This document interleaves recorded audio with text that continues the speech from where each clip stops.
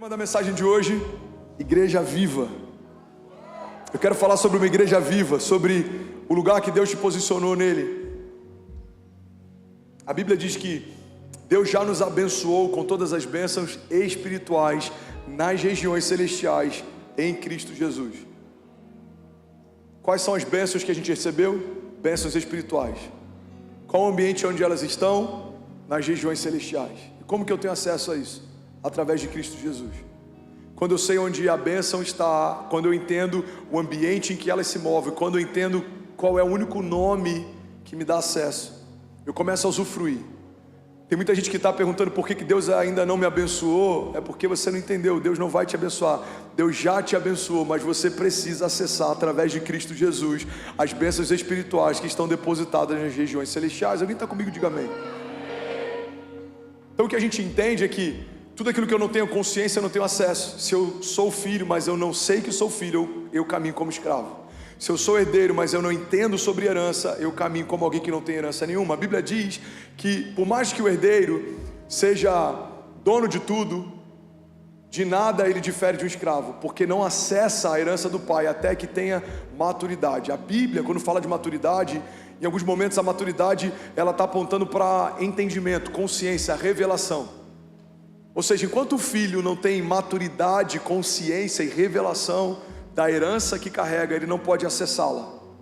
Irmão, você tem noção que tem gente que vai morrer salvo em Cristo Jesus, mas vai viver de forma miserável porque não conheceu as facetas do caráter de Deus? Se você conhece o Deus que salva, mas não quer ouvir, aprender, entender, discernir, mergulhar no caráter de um Deus que cura, você pode morrer doente e ser salvo em Cristo Jesus. Por quê? Porque fomos salvos pela graça mediante a fé. Confessamos com a nossa boca, reconhecemos Jesus como Salvador, nós mergulhamos nas águas do batismo, morremos para a velha vida, nascemos para o novo de Deus. Você é salvo. That's it. Mas prosperidade, cura, governo, tudo isso você pode ou não acessar e não vai diferenciar nada na tua salvação. É como galardão, por exemplo. Qual que é a diferença de galardão para salvação? Tem pessoas que vão ser salvas e não terão galardão. Tem pessoas que vão ser salvas e serão galardoadas. Porque Deus é um Deus galardoador. E essa palavra é difícil para falar, né? Então se você aceitou Jesus, reconheceu como Salvador, mas você não quer fazer nada com o talento que recebeu, você não quer pregar, você não quer se mover, você não quer servir, você crê em Jesus, você tem uma vida com Deus, você morreu salvo. Mas você não vai ter pedras na tua coroa, você não vai ter galardão. Irmão, a vida que Deus tem para nós não é uma vida de sobrevivência, é uma vida de governo e autoridade. E é sobre isso que eu quero falar, e por isso que o tema da mensagem de hoje é Igreja Viva. Não é só sobre ser igreja, mas é sobre ser uma igreja viva, gloriosa, triunfante, poderosa, que se move em milagres, que carrega testemunhos, que aponta para Jesus, que não negocia a sua fé, que não tem medo do inferno, que permanece. A Bíblia diz: resistir ao diabo e ele fugirá de vós. É uma igreja ousada, é uma igreja próspera. Pastor, eu não gosto de misturar prosperidade com o evangelho. Então não é o evangelho que você tem que ler, porque o evangelho traz mais a temática de dinheiro do que várias outras temáticas que a gente acha às vezes que são mais profundas ou que tem a ver com mais santidade. O evangelho fala a respeito de um reino, que nesse reino não há falta. Aquilo que homens morrem para conquistar na terra, Deus usou como matéria-prima para pavimentar as ruas dos céus. Ele é o Jeová Jireh, Ele é o Deus da provisão, Ele é o dono do ouro e da prata, nele não há falta. Então não dá para falar do evangelho completo apresentando o Cristo incompleto. Não podemos apresentar Jesus como homem, não como Cristo. Não podemos apresentar Ele como Senhor e não como Salvador. Não podemos apresentar o Jesus morto e não apresentar o Jesus ressurreto. Então quando você apresenta Cristo em parte, não é Cristo que você está apresentando. Jesus morreu, mas ao terceiro dia ressuscitou.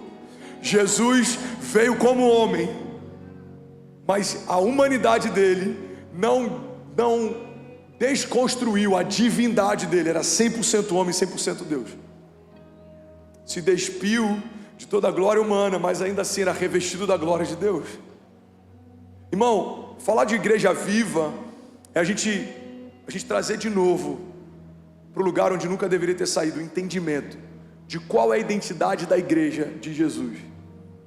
Porque sem perceber você pode se tornar mais evangélico do que cristão. Sem perceber, você pode se tornar mais membro da Lagoinha Alphaville do que ter o entendimento da identidade de filho de Deus. Eu tenho um livro chamado A Resposta que Você Precisa, e um dos capítulos desse livro eu falo sobre o Jesus evangélico. Se o único Jesus que você conhece é o Jesus que uma igreja evangélica te apresentou, você corre um sério risco de conhecer um Jesus evangélico, mas não necessariamente conhecer o Jesus de Deus. Se o único Jesus que você conhece é um Jesus que a igreja católica te apresentou, você corre um risco de conhecer um Jesus católico, mas ainda assim, talvez não conhecer o Jesus de Deus. Por quê? Porque nos apresentam Jesus, mas Ele quer se apresentar para a gente pessoalmente também. Eu te conhecia de ouvir falar, agora eu conheço de caminhar com você. Alguém comigo aqui? Uma igreja poderosa, uma igreja que conhece a sua identidade, conhece o seu Senhor. Como obedeceremos se não sabemos o que Ele espera de nós? Como seremos parecidos com alguém que não conhecemos? Se cristão significa uma cópia, um pequeno Cristo, como seremos uma expressão diminuída, eu vou usar entre aspas e com muito zelo isso, do Cristo, se não sabemos como é a matriz, como Ele é? Irmão, a Bíblia diz que o povo de Deus perece por falta de conhecimento. E eu quero desafiar você a caminhar à altura da identidade que você tem, porque é um desperdício você ser um filho de Deus e caminhar como um homem comum. É um desperdício você fazer parte de um reino inabalável e você viver sendo abalado por coisas cotidianas. É um desperdício você ter sido gerado na eternidade e carregar promessas que apontam para a eternidade, mas ficar ansioso por causa da próxima semana e do desafio do mês que vem. É um desperdício você ser chamado por um Deus sobrenatural para caminhar de forma sobrenatural, mas a sua mentalidade ainda ser uma mentalidade natural. Eu estava esses dias conversando com o pastor Gustavo Paiva de Brasília, e a gente estava falando sobre os desafios de pastorear nessa geração. Cada geração teve os seus desafios.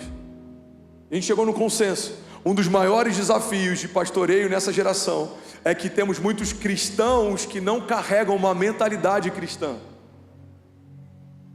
A sua mentalidade, os coaches chamariam de mindset, o seu mindset, sua cosmovisão, o seu conjunto de crenças, a forma como você enxerga o mundo, precisa ser redimida para que você enxergue o reino. A Bíblia diz: transformai-vos pela renovação do vosso entendimento, para que possam experimentar, é uma condicional, a boa, agradável e perfeita vontade de Deus. Ou seja, se eu não nasci de novo, eu não me torno um ser espiritual. E se a minha mente não nasce de novo, eu não consigo ter a mentalidade de Cristo, eu não consigo enxergar o que Deus enxerga, entender o que Deus fala, e com consequência, eu não vou conseguir viver o que Deus tem para mim. Alguém está comigo ainda? Diga amém. O que é uma igreja viva? É uma igreja que não é 1 centímetro a mais e também não é 1 centímetro a menos daquilo que Deus nos estabeleceu. Carregamos a autoridade dada por Jesus para ligar e desligar na terra aquilo que será ligado e desligado nos céus. Recebemos de Deus a chave do seu reino. Somos filhos, não mais escravos. Deus não te deu uma carteira de trabalho, Ele te deu uma certidão de nascimento. Você é filho de Deus, você nasceu de Deus, você faz parte do reino de Deus. Quando a Bíblia diz que nós somos embaixadores de Cristo, irmão, a gente precisa entender como as embaixadas funcionam, Pedro. Nenhum embaixador pode se tornar embaixador de uma nação a qual ele não foi gerado. Embaixadores não são estrangeiros. Eles representam uma nação estrangeira em outra terra, mas eles representam a nação em que eles foram gerados. Quando a Bíblia diz que somos embaixadores de Cristo, um pré-requisito básico para você ser um embaixador é você ter nascido nesse reino. Se você nasceu no reino de Deus, a sua casa se torna uma embaixada do reino de Deus. Você é um embaixador do reino de Deus. Sabe como funciona com os embaixadores? Eles têm passaporte diplomático, por exemplo. Uma nação não pode tocar neles. Por quê? Porque eles têm imunidade diplomática. As nações respeitam a autoridade que foi confiada a esses homens de tal forma que só a lei do país em que ele nasceu e ele representa pode julgá-lo. Irmão, quando a gente começa a entender um pouco mais como funcionam essas relações diplomáticas, a gente começa a ter um pouco mais de entendimento da profundidade que é quando a Bíblia diz que somos embaixadores de Cristo. Para tocar em você, precisa falar com Ele primeiro. Para mexer em você, precisa mexer nele primeiro. Por quê? Porque eu não sou daqui, eu estou aqui. Eu vim do reino do meu Pai. O céu não é o lugar que eu vou, é o lugar que eu vou voltar. Eu vim de lá, fomos gerados na glória, fomos estabelecidos em glória, carregamos a própria vida de Deus. Há dentro de você o mesmo poder que ressuscitou Jesus Cristo dos mortos. poder de ressurreição foi dispensado em você. Você carrega isso, irmão. Pode estar parado, pode ser esquecido, pode ser negligenciado, talvez você nem saiba o que carrega, mas está aí. Quando você tem consciência, isso é ativado, e quando isso é ativado, você tem acesso, e quando você tem acesso, algo sobrenatural começa a acontecer. Uma igreja viva, uma igreja que sabe quem é, e quem sabe quem é, sabe o que pode, e quem sabe o que pode, para de pedir favor e começa a viver promessas. Para de pedir como favor aquilo que Deus já estabeleceu como herança. Guarda isso, irmão. A gente precisa parar de pedir como favor o que Deus já estabeleceu como herança.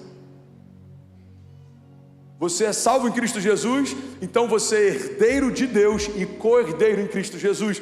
Existe uma herança justa estabelecida por Deus para você, e não foi dada porque você merece, foi dada porque Ele é bom, e as misericórdias dEle se renovam todos os dias, e Ele decidiu repartir entre os seus filhos aquilo que só o seu único filho tinha direito. O único filho de Deus, o unigênito de Deus, acessa a morte para ressuscitar como primogênito de Deus, ou seja, primeiro de muitos. Então Jesus experimenta a morte que era minha, para que eu possa experimentar a glória que era dele. Jesus recebe o juízo que era meu, para que eu possa usufruir da justiça que era dele. A Bíblia diz que aquele que não cometeu pecado se fez pecado por nós, para que nós fôssemos feitos justiça de Deus. Você não se tornou justiça porque é justo, você se tornou justiça porque recebeu justiça. É herança. Alguém está comigo ainda? Tudo que existe mais poderoso no reino de Deus não pode ser conquistado. Ele tem que ser derramado, confiado, estabelecido. Você não poderia conquistar a salvação, mas se você crê em Jesus, você recebe a salvação. Você não poderia conquistar a herança não se compra, não se negocia, mas se você se torna filho de Deus, você recebe a herança. Pastor, eu sou um homem bom, eu faço atos de justiça social. Legal, mas isso não torna você justiça de Deus. O que torna você justiça de Deus é o próprio Deus. Então tudo que a gente carrega de mais extraordinário, glorioso, tudo que você tem de superior, você recebeu em Cristo Jesus. Deus já nos abençoou com todas as bênçãos espirituais nas regiões celestiais em Cristo Jesus. Alguém está comigo aqui? Diga amém. Eu não lembro quem é o autor dessa frase. Ele diz que tudo que você vê de bom em mim é Cristo, tudo que você vê de mal sou eu. Cara, eu gosto do pastor, às vezes ele prega bem, é Jesus, irmão. Cara, ele tem uma visão, às vezes ele fala umas coisas que parecem loucura, depois a gente está vivendo, é Jesus. Cara, o pastor nem sempre ele está com o melhor humor, esse sou eu. Nem sempre ele está, esse sou eu. E essa é a loucura. Um Deus extraordinário comissionou um povo ordinário para viver coisas extraordinárias. A Bíblia diz que somos como um vaso de barro que carrega um tesouro precioso. O tesouro é precioso, Lucas, mas o vaso é de barro. Mas o tesouro é precioso, é caro, mas o vaso é de barro. As duas coisas elas conseguem coexistir, uma não anula a outra. A nossa fragilidade não anula o fato de carregarmos algo inabalável dentro de nós. As nossas limitações não anulam o fato de quando recebemos essa porção de Deus, começamos a carregar algo ilimitado dentro de nós. Então, uma igreja viva é uma igreja que entende as suas limitações, mas entendeu o que se tornou quando Jesus entrou na sua história. Podemos viver milagres porque conhecemos um Deus de milagres. Podemos ser prósperos porque conhecemos a faceta de um Deus que é provedor, Jeová Jireh. Podemos caminhar em glória porque fomos revestidos pela glória de Deus. Não teremos mais medo da morte porque Deus nos chamou de volta para esse projeto de eternidade. Agora não sou mais eu quem vivo, mas Cristo vive em mim. Alguém está feliz com Jesus aqui? Alguém está recebendo algo de Deus? Cadê os incendiários? Não me abandona. Aleluia. Uma igreja viva, uma igreja poderosa, olha para mim, irmão, é uma igreja que sabe quem é, tem consciência da sua identidade e por consequência tem consciência da sua herança e por consequência tem consciência do seu poder e autoridade. É uma igreja que não se rasteja. Por quê? Porque eu sei em quem eu tenho crido, eu sei quem fez as promessas que eu carrego, eu sei quem me chamou, e quem me chamou sustenta o chamado que deu. Eu sei quem é o meu bom pastor, e a palavra de Deus diz que os meus inimigos virão contra mim por um caminho, mas por 7 caminhos eles fugirão. Então, uma igreja viva é uma igreja que tem consciência. O mundo pode falar o que for, você sabe quem você é em Cristo Jesus. Podem ter ruídos, levantes, tempestades, gigantes, fornalhas, aquecidas várias vezes mais. Podem ter leões, mas a palavra de Deus nos garante que se estivermos em Cristo Jesus, para tocar em nós, precisa ter uma autorização de quem nos guarda. O Senhor é o nosso refúgio, a nossa fortaleza, socorro presente na hora da angústia. Deus é por nós, quem será contra nós? Agindo Deus em nosso favor, quem impedirá o seu agir? Agora, pastor, se eu sei quem eu sou em Cristo Jesus, eu consigo viver a plenitude do que Jesus tem para a igreja? Não, isso é um pré-requisito básico. Mas existe outro pilar fundamental: revestimento de poder. A igreja é poderosa quando ela é revestida de poder. Vocês estão comigo ainda?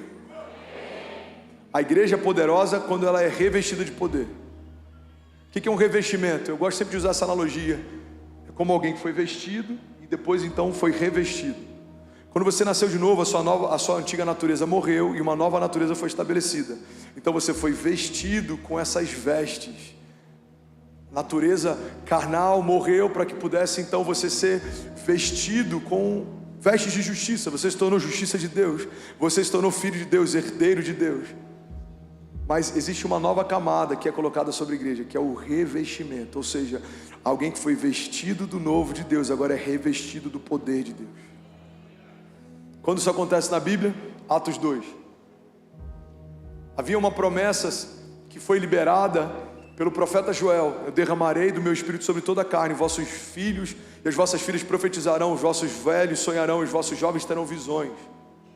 Quando Jesus ele volta dos mortos, ele relembra os discípulos daquela promessa. Ele fala: olha, vocês vão curar enfermos, vocês vão libertar cativos, vocês vão viver milagres, vocês vão fazer história, mas não se esqueçam do que o meu pai falou através do profeta Joel: o Espírito será derramado. Então permaneçam até que venha sobre vós o revestimento de poder. Irmão, olha para mim, não se distrai. Jesus está dizendo o que eles vão fazer, mas Jesus está dando uma condicional para que eles façam. Vocês vão fazer tudo isso, mas antes recebam. Vocês vão até os confins da terra, mas antes recebam. Vocês vão curar enfermos no meu nome, mas antes recebam. Vocês vão libertar cativos, mas antes recebam. O que Jesus está estabelecendo? Um princípio. Deus não envia a igreja para o mundo sem antes ter enviado o Espírito para a igreja. Quando o Espírito é derramado sobre a igreja é derramada sobre o mundo. Por isso que a Bíblia diz que as portas do inferno não resistirão contra a igreja. Por quê? Porque uma igreja viva, gloriosa, revestida, ela é imparável. Qual é a diferença entre uma igreja revestida e não revestida? É a diferença de Pedro antes e depois do batismo do Espírito Santo. Pedro antes do batismo, ele é impulsivo, ele é carnal, ele é sanguíneo, ele é inconstante. Ele ama Jesus, mas ele nega Jesus. Ele fala para Jesus: de forma alguma vamos permitir que você seja entregue. Mas quando Jesus é entregue, então ele fala que não sabe quem Jesus é, nega 3 vezes e foge. Esse mesmo Pedro, revestido de poder, caminha pelas ruas da cidade e a sombra dele cura os enfermos. Esse mesmo Pedro, revestido de poder, abre a sua boca e com a sua pregação milhares são salvos. Irmão, o que mudou? Mudou tudo, porque o revestimento de poder faz com que você caminhe, milite, se mova debaixo de uma habilidade extraordinária e sobrenatural. A unção é uma capacitação sobrenatural para tornar natural aquilo que de forma natural seria impossível. É impossível. Você foi revestido, é inevitável. Você vai chegar em ambientes, eles vão mudar. Por quê? Você chegou. Porque você é bom ou não? Porque você carrega algo bom.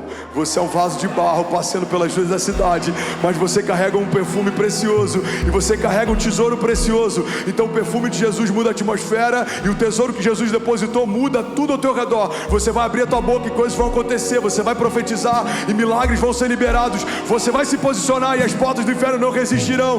Você vai se posicionar no lugar que Deus te plantou, e não importa o tamanho do gigante, gigantes, o tamanho das retaliações. Os inimigos que tentaram te parar serão parados, os que tentaram te confundir serão confundidos, serão reduzidos a nada. Os inimigos de Deus envergonhados e estabelecidos debaixo dos nossos pés. Por quê? Porque você foi revestido de poder. Não é sobre você, é sobre o poder que flui em você. Não é sobre você, é sobre o que você carrega. Não é sobre você, é sobre o Deus que te chama. Alguém está comigo aqui? Diga amém. Uma igreja viva é uma igreja consciente, é uma igreja que sabe da identidade que tem. Uma igreja viva é uma igreja que foi revestida de poder. E vamos ser sinceros, o que nos diferencia de qualquer clube social, senão as coisas sobrenaturais que Deus dispensou sobre nós? Você vai aqui no Alphaville Tênis Clube, e se você remove o Espírito Santo da igreja, a única diferença é que eles têm um espaço mais legal do que o nosso. Não vai ter nada diferente. Se você pega qualquer clube, se você pega qualquer organismo social, qual que é a diferença da igreja sem o poder? Nenhuma. É um ajuntamento de pessoas. Mas e quando vem o poder? Aí a gente se torna uma agência dos céus na terra. Aí nos tornamos imparáveis, inabaláveis e irresistíveis. Ninguém poderá te resistir. Por isso que a palavra que vem no meu espírito quando vem essa pergunta: o que seria alguém que aceitou Jesus tendo uma vida mediana na terra? Desperdício. Você é um desperdício. Se você caminha ao lado de um Deus de milagre, mas não anseia por viver milagres. Se você caminha com um Deus de aliança, mas não conhece a aliança que carrega. Se você caminha ao lado de Deus de promessas, mas nem sabe quais são as promessas que tem. Irmão, pega isso aqui em nome de Jesus.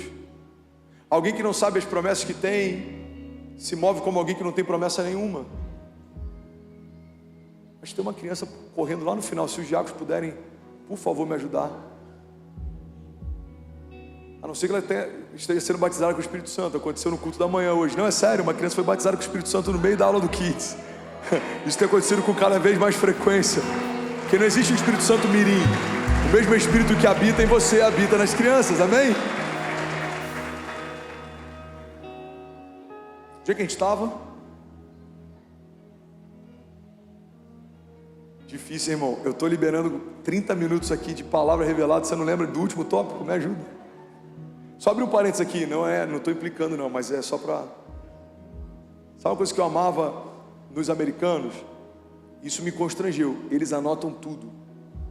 Não é verdade, mano? Cadê o Lucão? Lembra do Pastor Eric? Pastor Eric, ele era o meu pastor americano na igreja de Miami. Vai pregar o que hoje, pastor? Esses dias ele veio, vai pregar o que?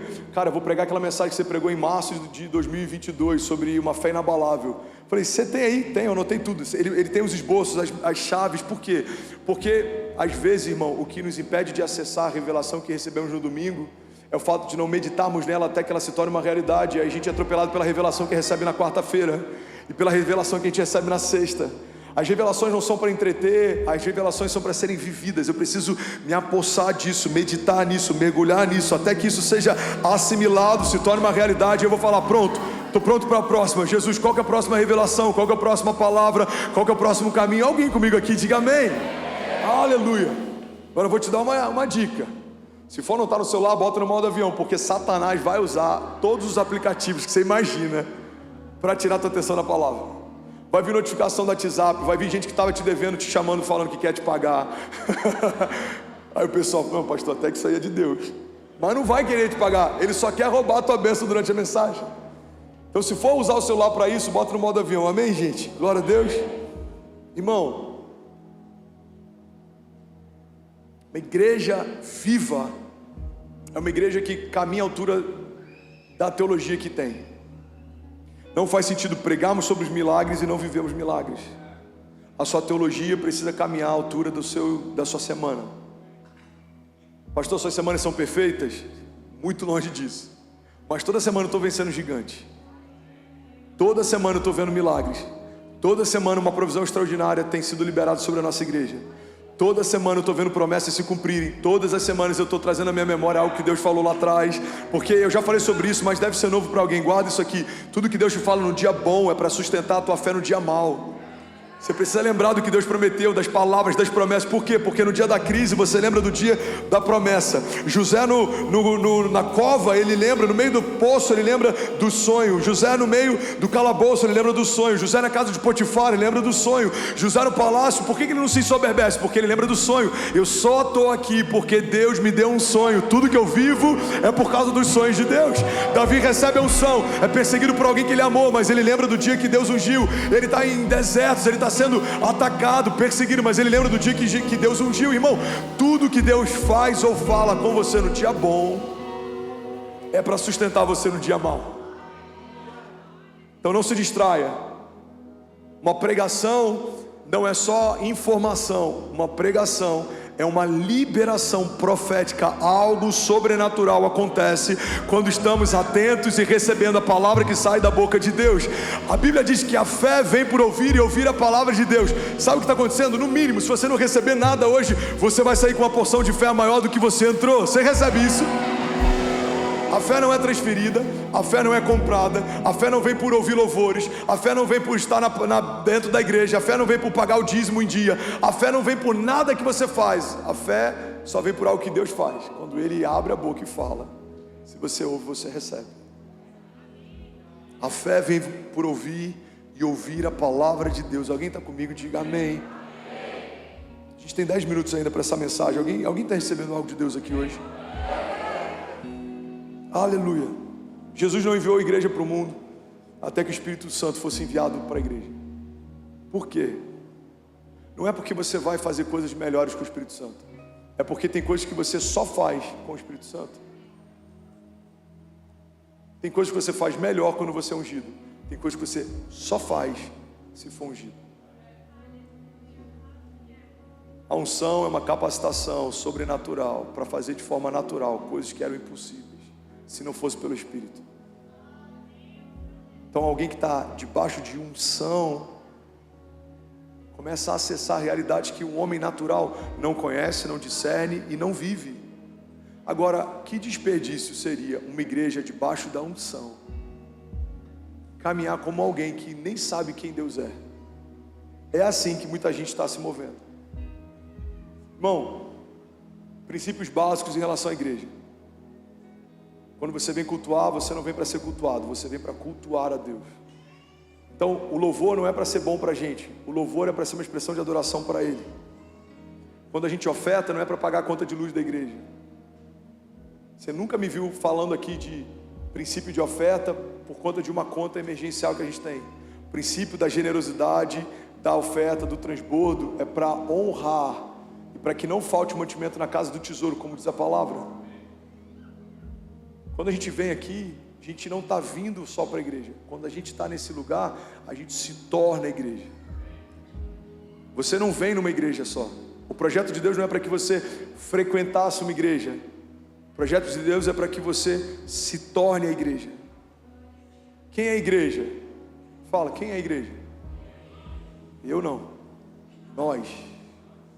Irmão, eu vi isso uma vez e isso explodiu a minha mente. A igreja não é um coletivo de eus, a igreja é um singular de nós. Não é um monte de eus reunidos. Eu, minha vontade, a minha família, a minha casa, não. O meu Deus, o meu pão, não. O pão é nosso, o Pai é nosso, o reino é nosso. Porque nós somos a igreja, tudo que Deus faz, Ele faz no plural.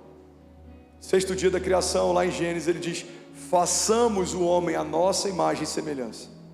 Ele não diz: Filho, Espírito Santo, assistam o que eu vou fazer, que seja feito segundo a minha imagem. Não. Façamos. Fomos feitos de um coletivo. A igreja nasce de um coletivo, você nasceu de um coletivo, e esse coletivo é a Trindade, o Pai, o Filho e o Espírito Santo. 3 pessoas, 3 personalidades que são uma coisa só, indivisível. Alguém está comigo aqui? E a Bíblia diz, olha o que Paulo diz: há um mistério que estava oculto por gerações, mas a mim foi confiado o direito de compartilhar. Eu estou parafraseando aqui. E esse mistério é Cristo em nós, a esperança da glória. Cristo em André não é a esperança da glória, Cristo no Mateus não é a esperança da glória, mas Cristo em nós é a esperança da glória. Uma igreja viva é uma igreja que tem consciência da sua identidade, uma igreja que tem consciência das suas promessas, é uma igreja que tem consciência da herança, é uma igreja que foi revestida de poder, é uma igreja que carrega o Espírito Santo de Deus, e é uma igreja coletiva.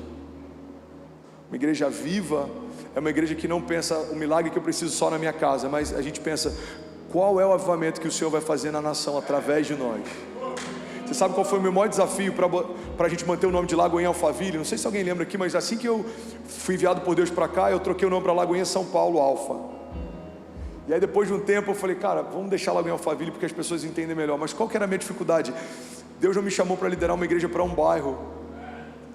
Deus está chamando a gente para liderar uma igreja para um tempo. Então não é sobre o bairro de Alphaville, é sobre a cidade de São Paulo, e a partir de São Paulo para nações. Então quando você tem consciência, quando você entende o chamado, a visão, a promessa, irmão, você não se contenta mais em viver nada abaixo daquilo que Deus preparou para você. Olha o poder da identidade. Quem entende quem é, não deseja ser mais ninguém além de si mesmo. Esse é o poder de uma identidade individual. Eu entendo quem eu sou. Beleza, eu não quero ser mais ninguém além de mim mesmo. Por quê? Porque Deus me fez do jeito que Ele fez, porque Ele sabe o que estava fazendo. Quando a gente reclama para Deus da forma como a gente está dizendo, Deus, no seu lugar eu teria feito melhor. Agora, quando a igreja tem a consciência da identidade dela como igreja, aí esquece, irmão, é imparável. Porque tudo que falta em você está escorrendo do irmão do lado. Tudo que você precisa está escorrendo de quem está atrás de você. O testemunho que precisa para edificar a tua fé, alguém viveu semana passada. Aquilo que você acha que Deus não está mais fazendo, Deus acabou de fazer na casa do lado. A multiforme graça, a edificação mútua da igreja. Há alguém comigo aqui, pelo amor de Deus. Aleluia. Cara, eu sou infértil, eu não consigo gerar. Aí alguém do seu lado era estéril, acabou de nascer. Eu estou com uma dívida, eu não sei o que fazer. Alguém atrás de você estava com uma dívida e Deus abriu uma porta de provisão sobrenatural. Irmão, essa edificação mútua é que faz a igreja se tornar ainda mais poderosa. Existe algo que falta em você que escorre de quem está do teu lado. Porque a unção não é para você, a unção é para o outro. Quantas vezes eu prego aqui doente, semana retrasada, fono com um tubo de laser na garganta, aqui atrás do LED, quem estava ali do lado viu, voz não saía mais, tubo de LED, pastor, 3 minutos para subir, beleza, aí eu subo, prego, gente curada. Por quê? Porque a porção de cura que eu estou liberando é para alguém, mas alguém vai liberar uma porção de cura para mim. Quantos pastores, quantos profetas, estou falando de profetas de Deus, não profetas mal intencionados. Quantos líderes de GC, quantos intercessores, às vezes estão passando dificuldade financeira e vão abençoar o comércio de um irmão que acabou de abrir uma nova empresa. O cara está com a conta de luz cortada, estou falando do que eu já vivi. Eu com conta de luz cortada, plantando igreja em Cabo Frio, orando por empresários. Nunca peguei o microfone e falar, gente, ora por mim, estou passando, nunca. Por quê? Porque púlpito não é lugar de suprir necessidades, Deus supre a necessidade. Abrindo parênteses aqui, não sei porque eu estou falando isso, mas pode fazer sentido para alguém. Primeira tentação de alguém ungido por Deus é usar do dom para suprir a necessidade. Primeira tentação de Jesus, olha isso aqui, Lola. Satanás fala, se você é filho de Deus, manda que essas pedras se transformem em pão. Jesus está com fome, 40 dias e 40 noites jejuando, sem comer nada. Primeira tentação de Jesus, usa da unção para suprir a sua fome. Usa da unção para suprir a necessidade. Irmão, Jesus, ele falou, nem só de pão viverá o homem, mas de toda a palavra que sai da boca de Deus. Homens de Deus não ficam compartilhando necessidade, mas Deus usa da sua igreja para suprir a necessidade dos homens de Deus. Você está comigo? Diga amém. Então é possível alguém estar passando uma necessidade financeira e ainda assim ter uma palavra, uma profecia para liberar sobre alguém que está prosperando. Por quê? Porque a sua unção não é para você, é para o outro. É por isso que se você reter e não compartilhar, ela morre. É por isso que se você enterrar a semente, se você esconder, ela deixa de ter sentido. Por quê? Porque o seu talento é para o outro, a tua unção é para o outro. A pregação que eu recebi de Deus é para vocês. Deus falou comigo, mas agora eu estou falando com vocês. Tudo que Deus derrama em você, você não é fim, você é meio. Uma igreja viva é uma igreja que se vê como canal, não como represa. Não vai parar em mim, vai passar por mim. E quanto mais livre for esse canal, mais Deus vai enviar coisas através de mim, mais eu vou derramar através de quem está ao meu redor. E esse canal vai se tornando maior e você vai recebendo uma porção maior. Esse é o princípio de mordomia. Uma igreja viva entende o princípio de mordomia. Somos mordomos das coisas de Deus. O que o mordomo faz? O mordomo mora na casa do seu Senhor, ele usufrui das coisas do seu Senhor, ele come tão bem como o seu Senhor, mas ele não é o Senhor. Um bom mordomo, numa relação de intimidade com um bom patrão, ele vai falar: cara, pode dirigir o carro, vai lá, pode comer, come à vontade. Você mora na casa de um cara rico, você dirige um carro de um cara rico, você come a comida de um cara rico. Eu estou usando uma analogia bem natural para a gente entender isso, mas você não é um cara rico. Quando a Bíblia fala sobre a mordomia que a gente vive, qual que é o princípio da mordomia da igreja? Carregamos a unção de Deus, mas nós não somos Deus, somos filhos de Deus. Carregamos promessas de Deus, mas essas promessas só existem porque Deus nos confiou. Somos chamados povo de Deus, mas só somos chamados povo de Deus porque Deus abriu mão do seu único filho para que todos os homens pudessem ser chamados filhos de Deus. Irmão, o único filho de Deus se fez homem para que todos os homens pudessem ser feitos filhos de Deus. Então, uma igreja viva entende que tudo que carrega, tudo que usufrui, não poderia carregar usufruir, mas porque está posicionado no reino de Deus, tem acesso a todas as coisas. E quanto melhor você gerencia o que Deus te deu, mais Deus vai te confiar. A Bíblia diz que o Senhor volta para prestar conta dos talentos que foi derramado, distribuído, e aquele que reteve com medo de perder, até o pouco que recebeu lhe foi retirado, mas aquele que administrou bem, recebeu mais, para continuar frutificando. Uma igreja viva é uma igreja que cada estação está vivendo um nível mais alto. Irmão, até os pecados que você vai ter que lutar, tem que ser pecados diferentes se você caminha com Deus. No início da sua jornada você lutava contra a pornografia, você rompeu com isso. O que você está lutando agora? Para não ser infiel com seus dízimos e oferta, porque Deus prosperou. Aí você começa a lidar com isso, você consegue governar o teu coração, você é liberal, você venceu isso. Qual que é o próximo desafio? Você não se soberbecer, porque Deus colocou no lugar alto. Até os desafios que a gente enfrenta são diferentes, quando o nível que Deus coloca a gente são níveis diferentes. O desafio de José no início era não esquecer da promessa. O desafio de José na casa de Potifar era não deitar com a mulher de Potifar. O desafio de José na prisão era não esmorecer, porque aquele que falou que lembraria ao faraó a respeito dele se esqueceu dele. Agora, quando ele assume o trono, o desafio de José é não se vingar dos seus irmãos quando tinha governo e poderia fazer com ele o que quisesse. Irmão, um homem que caminha com Deus, até os desafios que ele enfrenta precisam ser desafios diferentes. Por quê? Porque você está cada estação no nível mais alto de glória. Aleluia. Eu estou feliz de pregar aqui essa noite. Eu não sei se tem alguém feliz de ouvir, eu não sei se tem alguém recebendo. Tem alguém recebendo algo de Deus aqui? Você pode honrar Jesus no seu lugar. Será que alguém pode, pelo amor de Deus, fazer barulho? Jesus. Aleluia. Aleluia. Aleluia. É antinatural um cristão que não anseia por milagres. É um desperdício um cristão que não caminha à altura da identidade que tem. É uma ofensa para os céus você viver olhando para a realidade da terra como se isso fosse tudo que você tem acesso. Irmão, olha para mim. Toda resposta que a gente precisa vem do alto, não vem de baixo.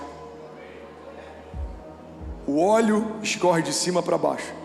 As comportas dos céus que Deus fala, lá em Malaquias, são abertas e as bênçãos são derramadas sobre nós. O trono, ele está num céu mais alto do que aquele que a gente consegue ver. As bênçãos espirituais estão estabelecidas nas regiões celestiais em Cristo Jesus. Tudo que você precisa vem do alto. Tudo que você precisa vem do alto. O que é uma ofensa para o céu? Alguém que se tornou um cidadão do céu ficar esperando uma resposta para aquilo que precisa vindo da terra. A sua resposta não vem da terra. Vinha antes da sua redenção, mas não vem mais depois da sua salvação. Vocês estão comigo ainda? Diga amém. Eu preciso finalizar. Pega isso aqui, eu vou finalizar, irmão. Dinâmica antes da queda. O homem nunca plantou nenhuma árvore, Wallace, mas ele colheu todos os frutos que ele queria. Por quê? Deus estabeleceu um ambiente antes de colocar o homem lá dentro. Então, a dinâmica da graça não é semear para colher. A dinâmica da graça é colher para replantar. Adão colheu a primeira manga, a manga já tinha sido plantada por Deus. Adão colheu a primeira maçã, a maçã já tinha sido plantada por Deus. Pastor, mas não foi a serpente que falou da maçã? Não, isso é algo que a gente criou, essa alegoria, mas a Bíblia não fala qual foi o fruto, ok? Eu acho que deve ter sido Giló, deve ter sido alguma coisa muito ruim. Eu imagino. Porque Satanás é assim, ele ferra com a gente e o que ele tem não presta. Então eu imagino que deve ter sido Giló, alguma coisa talvez pior do que Giló, mas enfim, isso aqui é só uma heresia. Então, então, irmão, ajuda a irmã ali que ela recebeu. Só vou honrar a sua vida que você está recebendo a pregação inteira, tá? Que se você celebrar só na hora da heresia, eu vou ficar chateado. Só na hora do Giló, irmão. Pega isso aqui. Quando a criação vai colher qualquer fruto, eles não haviam semeado nenhum deles, eles só colheram. Então a dinâmica da graça é: você colhe para replantar. Imagina, ele pegou uma maçã, comeu, e quando ele jogou no chão, uma semente naturalmente está sendo semeada. Porque, olha o momento Globo Rural aqui, irmão, porque é isso que faz um fruto ser chamado de fruto. Você sabe qual que é a diferença de um fruto para um legume e uma verdura? Sabe? Alguém sabe? Qual que é a diferença? Os frutos carregam as sementes dentro de si. Todo fruto carrega a semente dentro de si. Isso é muito poderoso. Eu posso pregar sobre isso talvez domingo que vem, sobre o design que Deus fez e por que as promessas Ele deposita dentro e não fora. Irmão, os frutos carregam a semente dentro. Então quando Adão come um fruto, ele joga no chão, a semente está sendo semeada. Então ele colhe para replantar. Mas depois que o homem peca, Deus muda a dinâmica. Ele fala: a partir de agora, porque você pecou, a mulher vai sentir dores de parto, a sua vida vai ser limitada a 120 anos, e do suor do seu trabalho você vai comer. Essa dinâmica é pós-queda. Você só vai ter aquilo que você trabalhar para ter. Mas qual que é a dinâmica depois da redenção? Jesus nos traz de volta para esse lugar onde nunca deveríamos ter saído. Tudo que você vai viver, irmão, está ligado àquilo que você vai colher primeiro. Você só vai replantar. Deus já preparou tudo aquilo que você precisa. Irmão, pega isso aqui em nome de Jesus. Se for para Jesus, pode fazer melhor. A banda pode subir para parecer que está terminando. Aleluia. Aleluia. Eu acho que eu não compartilhei, ou pelo menos não compartilhei nesse culto. Samuel está aí ou já foi? Já foi, né? Queria lembrar que dia que o Samuel me deu essa palavra. Acho que foi domingo passado. Pega isso aqui. Domingo passado ou retrasado, culto das 17 horas. Eu estou ali do lado do palco. Eu olho para o relógio, faltam 5 minutos, faltam 2 minutos e meio para acabar o louvor e eu tenho que subir para pregar. E eu estava mal, eu estava batido. Eu acho que tem a ver com essa dieta também. Seu pastor já perdeu quase 12 quilos, glória a Deus, amém. Faltam uns 8 ainda para eu entrar no nível normal, porque eu já estava no nível de obesidade, mas ok. Estava com 117 quilos, irmão. Eu estou lutando para chegar nos 100. Quer me conheceu com 85. Dá para você entender a jornada que eu enfrentei nesses anos, né? É muito pudim e lasanha, desde que a gente se casou até aqui. E aí, eu estava um pouco abatido, eu estava triste. E aí, antes de subir, fechei meus olhos, eu fiz uma oração. Eu falei: Pai, queria tanto receber um abraço antes de pregar. Usa alguém do meu staff para me abraçar, usa algum voluntário. Aí eu estou lá, aí eu abro o olho, 1 minuto e meio. Paizinho, eu queria tanto um abraço. Usa alguém para me abraçar. 30 segundos, aí eu, amém. Aí eu subo e prego. Domingo passado, retrasado. Acabo de pregar, vou para minha sala. Aí chega o Samuel e fala assim: pastor, ontem 4h40 da manhã Deus me acordou e me deu uma série de palavras para liberar para você. Eu falei: amém. Aí ele falou assim: mas antes Deus pediu para eu te dar um abraço. Aí ele falou: eu posso te dar um abraço e um beijo? Eu falei: pode. Aí na minha sala ele foi, aqui atrás ele me abraçou, me deu um beijo. Ele falou assim: Deus mandou dizer que esse é o abraço dele para você. Irmão, pega isso aqui em nome de Jesus. Domingo 5 da tarde eu pedi um abraço. Sábado 4h40 da manhã Deus mandou me abraçar. Isso é muito forte. Domingo 5 da tarde eu pedi um abraço. Sábado 4h40 da manhã Deus mandou um profeta me abraçar. Como que Deus faz? Segundo a dinâmica da graça, Deus envia provisão antes da necessidade chegar. Pastor, mas tem provisões que eu preciso ainda não chegaram. Não significa que Deus não tenha enviado.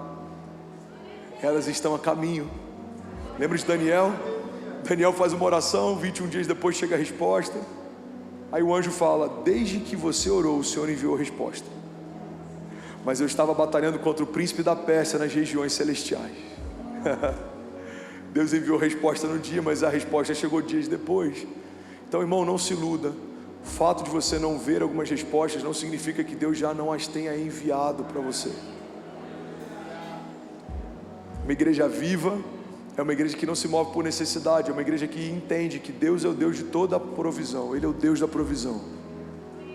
A música que a gente acabou de cantar, a gente cantou Jireh, não foi? No Jireh, uma das facetas do caráter de Deus, um dos nomes que Deus carrega, Jeová Jireh, Deus da provisão. Esse que te cantou, temer por quê? Se eu estou nas mãos daquele que nunca perde a batalha, me ajuda que eu sou péssimo com letra. Daqui a pouco eu vou cantar alguma aqui do Guardado. Vem cá, Lu, canta pra gente aqui. Não, tô zoando.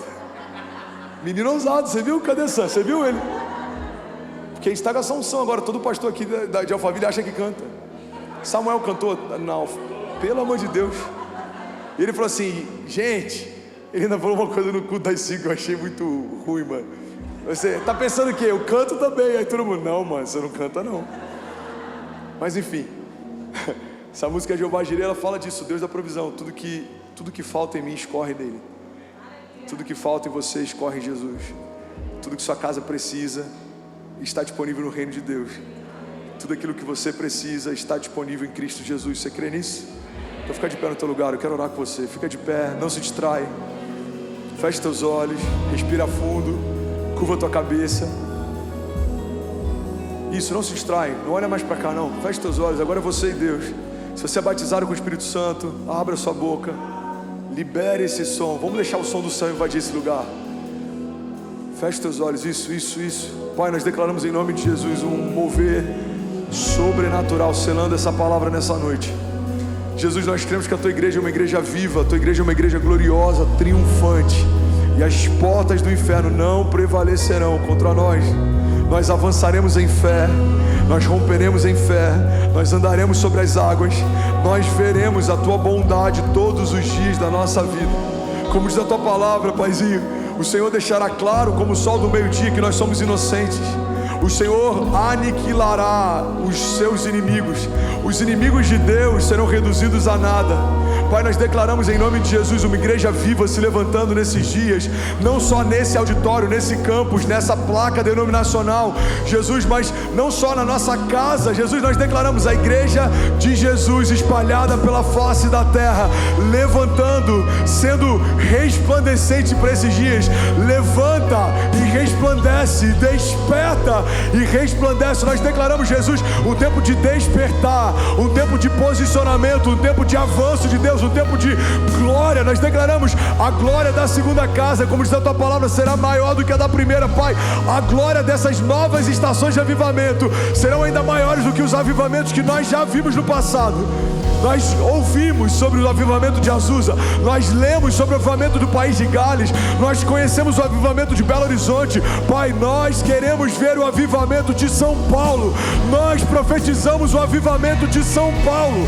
Abre as comportas dos céus e derrama sobre a tua igreja unção extraordinária.